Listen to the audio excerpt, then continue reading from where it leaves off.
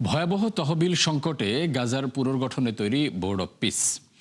এখন পর্যন্ত $70 বিলিয়ন প্রতিশ্রুতির সামান্যই পেয়েছে সংস্থাটি।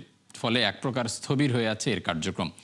মূলত বোর্ডের বিতর্কিত ধারার কারণে অর্থ ছাড়ে অনীহা প্রকাশ করে আরব ও ইউরোপীয় দাতারা।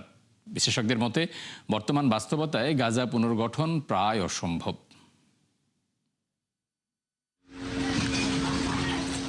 বেশ কয়েক বছরের যুদ্ধে বিধ্বস্ত গাজার পুনর্গঠনে উদ্যোগ নেন মার্কিন প্রেসিডেন্ট ডোনাল্ড ট্রাম্প।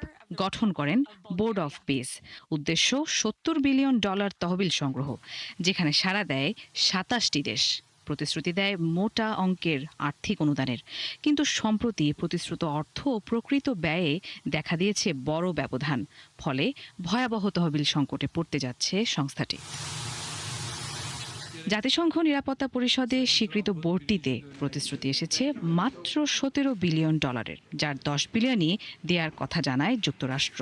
বাকি $7 বিলিয়ন দিতে চায় সৌদি আরব, কাতারের মতো 9টি দেশ।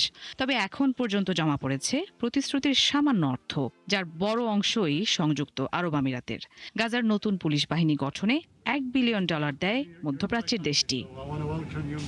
মূলত বোর্ডের বিতর্কিত ধারার কারণে অর্থ ছাড়ে অনীহা প্রকাশ করে আরব ও ইউরোপীয় দাতারা, যেখানে বলা হয় 3 বছরের মেয়াদ এড়িয়ে $1 বিলিয়ন অনুদানের বিনিময়ে বোর্ডের স্থায়ী আসন নিশ্চিত করতে পারবে যে কোনো দেশ, যাকে অনৈতিক চাঁদাবাজি বলছেন বিশ্লেষকরা।